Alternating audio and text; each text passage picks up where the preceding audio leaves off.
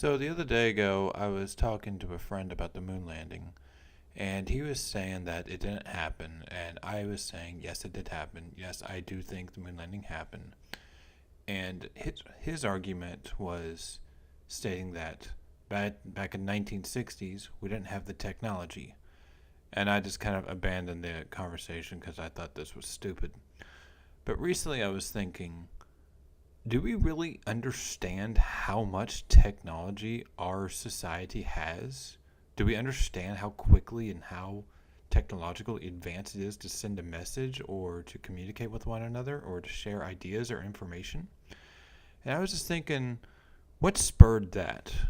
And so I've been doing some research, and this is what I have discovered. To start to understand, we have to turn back the clock back to ancient history times. Ever since the dawn of civilization, writing has been a form of communicating and preserving knowledge. And for thousands of years, the only way to do that was to get a pen and start making manual copies. And you just make copy after copy after copy. And this is an image of the Dead Sea Scrolls. And the Jewish people had a priest dedicated to just copying the Bible, the Hebrew Bible, for the rest of their life. That's all they did. They just made copy after copy after copy after copy, and that would guarantee that you would have information to share, but it was just a tedious task. And if you messed up, you had to start all over. Like, if you mess up somewhere at the very end of the Isaiah scroll or something like that, they would have to throw away the whole scroll after hours or days and just start all over. So it was a very tedious project, and it took forever. But when you got a whole lot of people, that's how they shared knowledge and information, the hard way. Oh, and you have to go somewhere, you would either have to walk, travel by horse, or go by boat. And that's not very fast. I mean, if you're lucky, if you're doing the Roman Empire, you could take 2 months to get to England or whatever they say, but it still takes forever to physically transport the scroll. Communication started to change when Johannes Gutenberg invented his device called the printer. With the printer, people were able to print out and distribute anything, like any kind of information that they want across the continent of Europe, and relatively quickly. And there's about 240 pages printed per hour at the printing shop. So that's pretty quick for 1440s, which that's when the device was invented. The printing press was also heavily vital for the success of the Protestant Revolution. The story goes with Martin Luther that he wrote down the 95 Theses and he nailed them to the Catholic Church of the Church of Wittenberg in Germany. And basically, there were 95 issues he had with the Catholic Church, and they were made for the educated priests or teachers of theology. He was not intended for all of Europe to see this post that he made. It's basically like a Facebook post made in a private group chat, and then someone screenshotted it and decided to share it publicly, and everyone's sharing it, and then the whole planet knows about it within 10 minutes. That's kind of what happened with Luther. Basically, the local print shop got a copy of it, and he's like, nope, we're going to print this and ship it all over Europe. And pretty soon they had civil wars, and the whole political landscape of Europe changed because of the Protestant Reformation, not revolution, and the printing press. Now, during the invention of the printing press, there was another major event, and it was the fall of Constantinople. When the city fell, it meant two things. First, it was the final end to the Roman Empire, and second, Europe lost access to its trade routes for all its important stuff that they needed from China. This is the worldview that the Europeans had of the world at the time, and as you could see, they thought that they could just hop into a boat and just sail to Spain. And the problem is they didn't have the technology at the time, but there was a new ship that was invented that was able to make it across the ocean, so they thought. And we all know what happened. Christopher Columbus hopped in his boat and he discovered Well, he thought he discovered Asia, but in reality, he hit the Bahamas. With news reaching to Spain that Columbus's voyage was successful, many countries started jumping on, like England, France, within the next century started colonizing the Americas. And they quickly figured out America was a new continent. But Columbus's discovery was enormous, and mixed that within the Gutenberg printing press, and knowledge just started going kind of global at that point pretty quickly in comparison to what it was before that.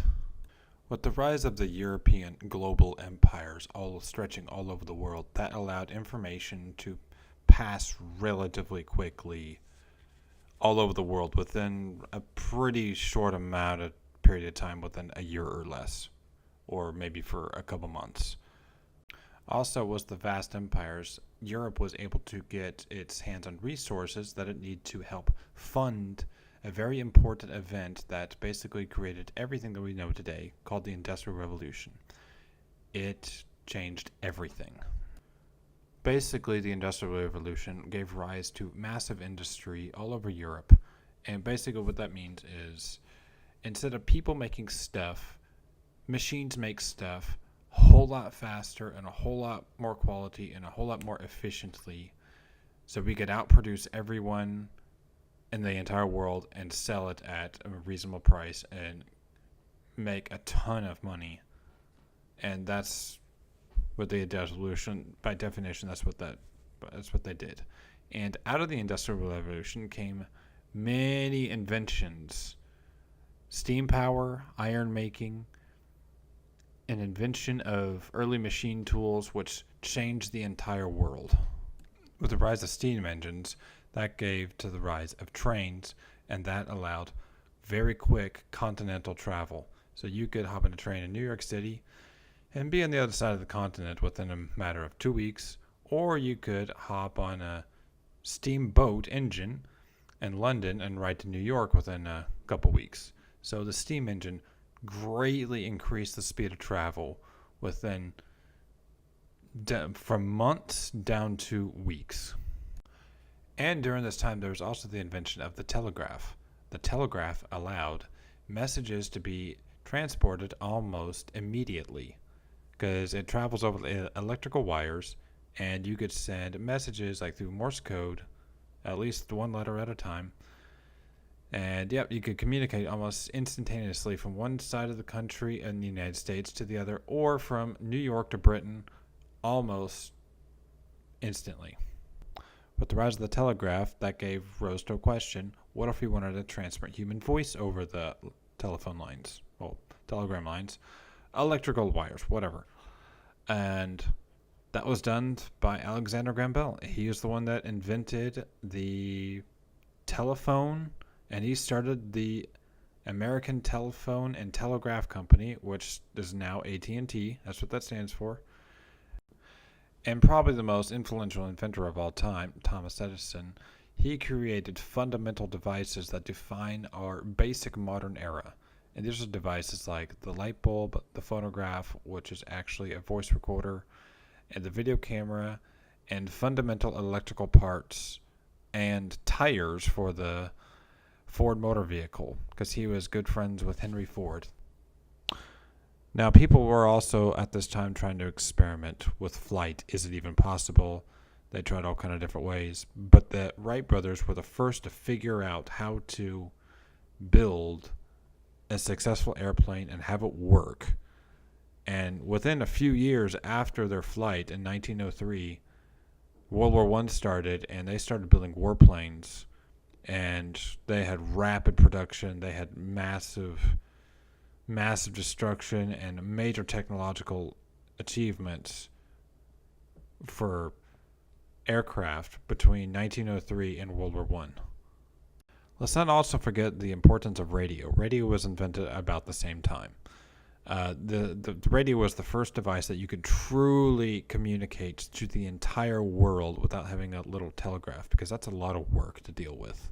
The radio was pretty simple. You just turn it on, and you could listen to world leaders give the message all over the world almost instant. I mean, In the earlier video, it said it took months and months and months and years to communicate message, but with the radio, that allowed the British Empire and the United States and the German Empire, not Nazi Germany, that allowed all of them to communicate almost all at once, instantaneously, all at the same time. So the radio vastly improved basically modern communication. So we could instantaneously hear what the president's saying and everyone's saying all at once. And right after that started World War II.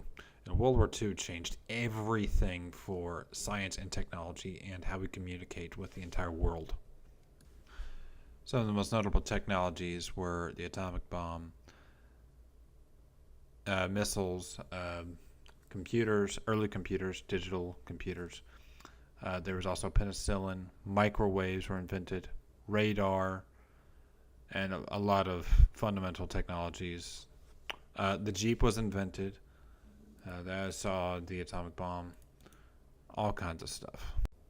So right after World War II was obviously the Cold War and the space race. And now we're back to did we have the technology? The original question was, did we have the technology to create the Apollo 11 lunar landing? Yes, we did. I mean, I actually looked it up and it said they were actually working on the technology, the projects. That's what the whole Apollo project was, get the man on the moon. If we didn't have it, we created the technology, we tested it, and we did it. Now, after that, we had the internet, we had smartphones, we had AI, we have all these advanced technologies that are just we take for granted. We don't even understand them anymore. Well, most of us don't understand it. We just use it, and we don't really think about what we're really doing. But yeah, we have all this technology, we don't really understand it, I think. Well, if you liked it, like and subscribe.